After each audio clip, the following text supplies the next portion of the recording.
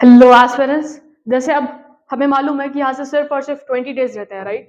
तो यहाँ पे इस 20 डेज में किस एस्पेक्ट पे या किस चीज पे ज्यादा फोकस करना चाहिए? देखो, तुम्हारा सिलेबस कंप्लीट हो चुका होगा, वेल एंड गुड। तुम मॉक्स दे रहे रहोगे, वेल एंड गुड।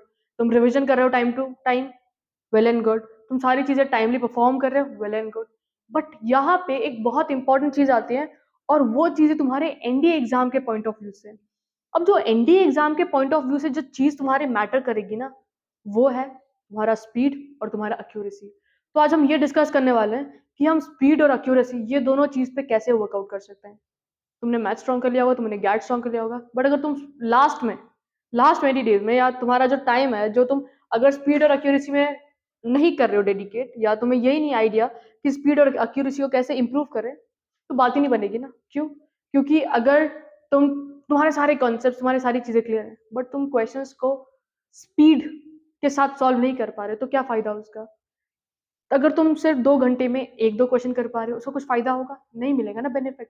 या एक दो घंटे में तुम सिर्फ 20 या 30 क्वेश्चन कर पा रहे हो, फायदा है ही नहीं। तो आज हम ये डिस्कस करेंगे कि इस 20 डेज में हम हमारी स्पीड और हमारी एक्यूरेसी को कैसे इंप्रूव कर सकते हैं। ओके, हम हमारे स्पीड और एक्यूरेसी। तो ये 20 डेज ना, तुम ज्यादा फोकस किस चीज पे दो? कोई न्यू टॉपिक नहीं, कोई न्यू कॉन्सेप्ट नहीं, बस और बस स्पीड और एक्यूरेसी। स्पीड और एक्यूरेसी को जब तुम मिलाओगे ना, तुम्हारा स्कोर ऐसा हो जाएगा। ठीक है? तो सबसे पहली चीज, अगर हम स्पीड की बात करते हैं कि हम यार जो क्वेश्चन है उसको एकदम स्पीडली कैसे सॉल्व कर सकते हैं, तो सबसे पहली चीज स्पीड। अब देखो, स्पीड पे जंप करने से पहले तुम्हें एक चीज करनी है, दैट इज, अब जो भी तुम काम करोगे, जो भी तुम क्वेश्चन सॉल्व करोगे, वो तुम हमेशा एक टाइम लिमिट में सॉल्व करोगे। क्या करोगे? टाइम लिमिट में। अब इस टाइम लिमिट से होगा क्या? तुम्हारा ब्रेन पे ना एक प्रेशर क्रिएट होगा। अब ये जो ब्रेन पे प्रेशर क्रिएट करने का ना एक बहुत ग्रेटर नेसेसिटी है। अब ब्रेन पे प्रेशर क्यों क्रिएट करना है तुम्हें? देखो, अगर हम एनडीए एग्जाम के पॉइंट ऑफ व्यू से देखते हैं, एनडीए एग्जाम के पॉइंट ऑफ व्यू से चलेंगे, तो हमें 2 और 30 मिनट्स मिलते हैं, राइट? तो अगर तुम यहाँ पे ब्रेन को कंडीशन ही नहीं करते प्रेशर में काम करने के लिए, तुम तुम्हारे ब्रेन को फोर्स ही नहीं कर रहे कि प्रेशर में काम करे, तो क्या होगा? जब तुम इधर जाओगे, तुम्हारे बैक ऑफ द माइंड ये चलता रहेगा कि यार 2 और 30 मिनट से 2 और 30 मिनट से 2 और 30 मिनट से इसी में मुझे सॉल्व करना है। तुम्हारा ब्रेन उस कश्मकश में फंसा हुआ रहेगा, राइट? तो इसकी वजह से होगा क्या? या तो दो चीज होगी पक्का। तुम्हारा स्पीड रेड्यूस हो जाएगा, या तो स्पीड रेड्यूस होगा, या तो तुम्हारे एक्यूरेसी में कुछ ना कुछ दिक्कतें आ जाएगी। इन दोनों में से ना किसी एक चीज में प्रॉब्लम आ सकती है। और अगर इसमें और इसमें किसी में भी थोड़ी सी भी दिक्कत आ जाएगी ना, तुम्हारे पता है क्या होगा? तुम्हारा स्कोर ना ऐसा चला जाएगा। तो तुम यहाँ पे रिस्क नहीं ले सकते, ना ही इस चीज को डिक्रीज करने की, ना ही इस चीज को डिक्रीज करने की। तो इट्स बेटर कि तुम यहाँ पे रिस्क लो तुम्हारे ब्रेन के साथ, तुम्हारे ब्रेन को प्रेशर में डालने की आदत डाल दो। ब्रेन को प्रेशर में वर्क करने की आदत। अगर ब्रेन प्रेशर वाली कंडीशन में वर्क कर रहा है, प्रेशर वाली कंडीशन में वर्क कर रहा है, तो इसका मतलब तुम आधी जंग तो जीत गए। तुम प्रेशर में क्वेश्चन सॉल्व कर पाओगे। ठीक है? Speed, time limit. ब्रेन को प्रेशर में क्यों करना है? ताकि वो प्रेशर वाले सिचुएशन में भी काम रहे। प्रेशर वाले सिचुएशन में जो काम रहेगा ना, उसकी ना एक्यूरेसी हिलेगी, ना उसका स्पीड हिलेगा। तो ब्रेन को, अब देखो, यहाँ पे तुम्हें यूज टू कराना पड़ेगा ब्रेन को प्रेशर के साथ। अब वो कैसे कर सकते हो तुम?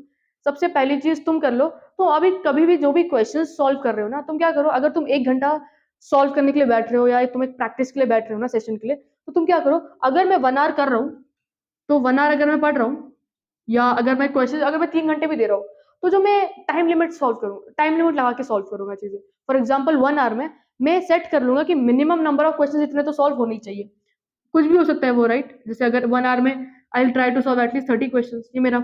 और मैक्स तो तुम कुछ भी सेट कर लो, मैक्स लिमिट तो कुछ भी हो, बट मिनिमम लेवल एक सेट कर लो कि इससे नीचे क्वेश्चन नहीं होने चाहिए, इससे नीचे क्वेश्चन तो होने ही नहीं चाहिए। अब क्या होगा, अगर तुमने खुद के लिए टारगेट सेट कर लिया, तो यहाँ से तुम्हारा ब्रेन क्या बोलेगा, जो भी चीज है बोलेगा, यार ज्यादा क्वेश्चन सॉल्व करने, ज्यादा क्वेश्चन एटलीस्ट 30 तो मुझे टच करने ही करने, 1 आवर में मुझे 30 क्वेश्चन तो टच करने ही करने। तो यहाँ से तुम्हारा क्या होगा, स्पीड इंक्रीज होता हो जाएगा। तो ये 20 डेज में तुम्हें स्पीड और एक्यूरेसी दोनों को मास्टर करना है।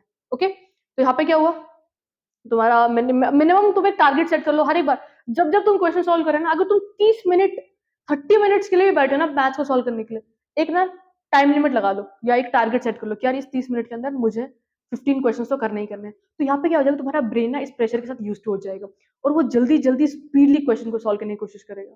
ओके, ये चीज हो गई, तुम स्पीड कैसे इंक्रीज कर सकते हो। अब और एक चीज है, स्पीड को इंक्रीज करने का दूसरा और एक तरीका है, दैट इज, ये तो तुम्हें करना ही करना है। अब इसके अलावा जो दूसरी चीज हमें करनी है ना, दैट इज, अब स्पीड में क्वेश्चन सॉल्व करना ये नहीं है कि तुम स्पीड स्पीड क्वेश्चन रीड करो। क्वेश्चन एक ही रीड में समझ आ जाना चाहिए। अब तुम ऐसा ही कि तुम एक क्वेश्चन पढ़ रहे हो, नहीं समझ आया, फिर सेकंड टाइम तुम रीड कर रहे हो, यहाँ पे तुम क्या कर रहे हो, फर्स्ट टाइम तुमने रीड किया, सेकंड टाइम तुम रीड कर रहे हो, तुम टाइम वेस्ट कर रहे हो, राइट, ये चीज कर रहे हो ना। तो क्या करना है तुम्हें, वन रीडिंग, सिंगल रीडिंग में क्वेश्चन समझ आ जाना चाहिए, सिंगल रीडिंग में क्वेश्चन, सेकंड टाइम रीडिंग जानी नहीं चाहिए। तो अब सिंगल रीडिंग में क्वेश्चन कैसे समझ आएगा, जब तुम क्वेश्चन को आराम से रीड करोगे, आराम से जब तुम क्वेश्चन को रीड करोगे तो वन गो में क्वेश्चन समझ आ जाएगा।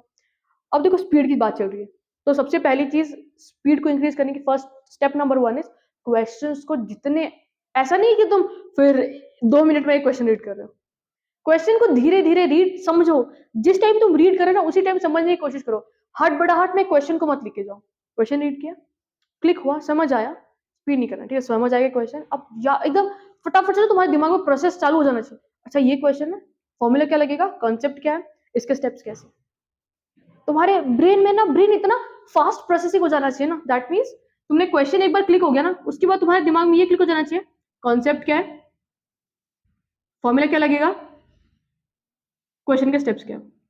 अगर तुम्हारी ये तीनों चीज एक साथ क्लिक हो गई ना, देन फटाफट से सॉल्व द क्वेश्चन, फटाफट से सॉल्व द क्वेश्चन, क्योंकि अभी स्टेप्स आ गए, सारे कॉन्सेप्ट फॉर्मूले सब क्लियर है, क्वेश्चन को फटाफट से सॉल्व कर लो। अगर तुम्हें कहीं पे भी छोटा सा भी डाउट आ रहा है कि यार ये वाला क्वेश्चन मेरा कैलकुलेशन, मेरा टाइम, या मुझे डाउट है ये क्वेश्चन कैसे सॉल्व होगा, तो उस क्वेश्चन को सॉल्व मत करो। अगर लग रहा है कि क्वेश्चन में कैलकुलेशन बहुत ज्यादा है और मेरा जो टाइम है वो, तो क्वेश्चन तुमने रीड कर लिया, समझ आ गया आराम से, तो कॉन्सेप्ट, फॉर्मूला, स्टेप्स, तीनों ना एकदम प्लान, प्रोसेस इतना है, मिली सेकंड का प्रोसेस होना चाहिए। तो ये प्रोसेस आएगा कब तुम्हारे इसमें, जब तुम ये 20 डेज के लिए इस चीज को प्रैक्टिस करना चालू कर दोगे। 20 डेज के प्रैक्टिस से ये सारी चीजें हो जाएंगी मैनेज। बट तुम्हें फटाफट से, जब भी तुम मॉक्स दे रहे हो, अब देखो ये तो सिर्फ क्वेश्चन के सेट के बारे में बात की थी, अब तुम मॉक्स जब दोगे ना, तुम सिर्फ क्या करो, तुम सिर्फ और सिर्फ 2 आवर्स का टाइम लिमिट सेट करो। अब ये तुम बोल रहे हो 30 मिनट्स क्यों नहीं देना, क्योंकि यार वहां पे जब हम जाते हैं ना, तो वहां पे एक अलग ही काइंड ऑफ प्रेशर होगा, तुम्हें OMR फिलिंग करना होता है, तुम कहीं ऊपर नीचे कोई हल्की सी गलती वलती ना हो जाए, तो वहां पे भी तो थोड़ा मैनेज करना होगा ना। तो सिर्फ यहाँ पे ना तुम अपने ब्रेन को कंडीशन कर लो कि यार जो भी क्वेश्चन सॉल्व करूंगा मैं 2 आवर्स में सॉल्व करूंगा, और यहीं पे तुम टारगेट सेट कर लो कि यार 2 आवर्स में मेरे कितने क्वेश्चन सॉल्व हो रहे हैं। फॉर एग्जाम्पल अगर मेरे से अभी 45 क्वेश्चन हो रहे हैं 2 आवर्स में, तो आई मेक श्योर कि 20 डेज के टाइम स्पैन में एटलीस्ट मैं धीरे धीरे धीरे धीरे अपने स्पीड को इंक्रीज कर लूँ। ओके, तो this was all about increasing the speed. Now talking about accuracy, अगर एक्यूरेसी की बात करते हैं तो एक्यूरेसी इज ऑल अबाउट, देखो स्पीड से सॉल्व करना question is not a big deal, speed के साथ एक्यूरेसी लाना इज अ ग्रेटर डील। देखो स्पीड के साथ कोई भी यार 120 के 120 क्वेश्चन भी सॉल्व कर जाएगा, बट अगर वो 120 में से 70 क्वेश्चन रॉन्ग कर रहे हो तो बात नहीं बन रही है, राइट। तो जो भी तुम स्पीड के साथ चीजें कर रहे हो वो एक्यूरेट भी होनी चाहिए, राइट। अब एक्यूरेसी के लिए क्या करना है, तुम्हें सिर्फ एक चीज करनी है, तुम्हारे कॉन्सेप्ट अंडरस्टैंडिंग बहुत अच्छे होने चाहिए, तुम्हारे जो फॉर्मूलेज है ना वो तुम्हारे होने चाहिए एकदम क्लियर कि यार ये जो फॉर्मूला है, अगर ये क्वेश्चन है तो इसका फॉर्मूला क्या लगेगा, इसके अंदर कॉन्सेप्ट क्या है, इसके स्टेप्स क्या है। तुम्हें सिली मिस्टेक्स को एकदम अच्छे से अवॉइड करना है, नेगेटिव पॉजिटिव ये सारी साइन। एक्यूरेसी पता है कब आएगी, जब तुम ये सारे सिली मिस्टेक्स को अवॉइड करोगे, जिस दिन तुम्हारा सिली मिस्टेक्स का रेशियो कम हो गया ना, ऑलरेडी फिर तुम्हारा वो ऊपर जाएगा। अब इसके अलावा एक्यूरेसी तो सिली मिस्टेक्स को अवॉइड करके आएगी, और इसके अलावा और एक चीज है, दैट इज तुम्हें तुम्हारे वीकर टॉपिक्स, तुम्हारे जो वीकर टॉपिक्स हैं तुम्हें उसकी क्लैरिटी होनी चाहिए, क्योंकि अगर वीकर टॉपिक्स ही नहीं पता तो फिर आगे क्या बात बनेगी, आगे हम किस चीज पे वर्क कर पाएंगे, राइट। तो accuracy is all about knowing your weak topics. Okay, weak topics पे अगर तुम अच्छे से वर्क कर लेते हो वेल एंड गुड, तो वो चीज एकदम अच्छे से निखर के आ जाएगी।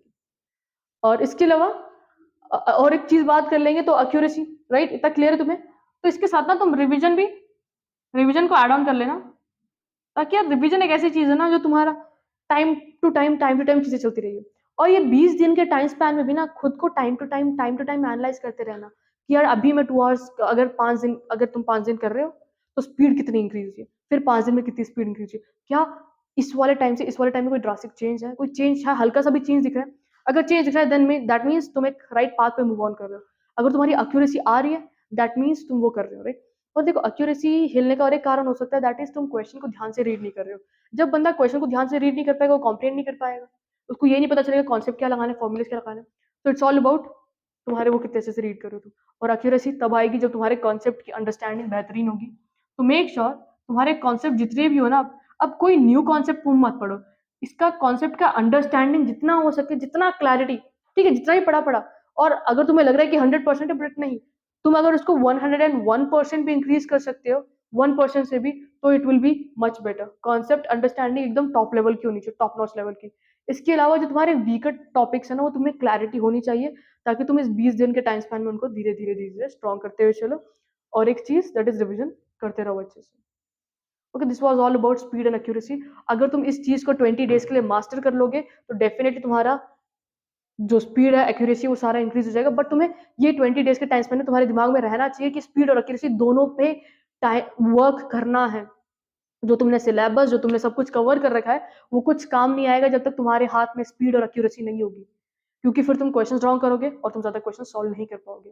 तो it's all about speed and accuracy, work smartly. Hope you like the video guys, all the best, अच्छे से प्रिपरेशन करते रहो।